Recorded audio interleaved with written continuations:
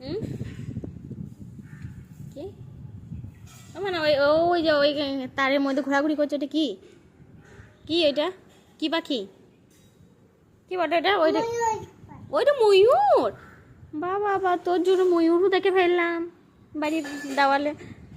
বাহ। ক্রো মানে কি? আচ্ছা, আর পিকক মানে? আচ্ছা, ওই পিকক বটে না ক্রো?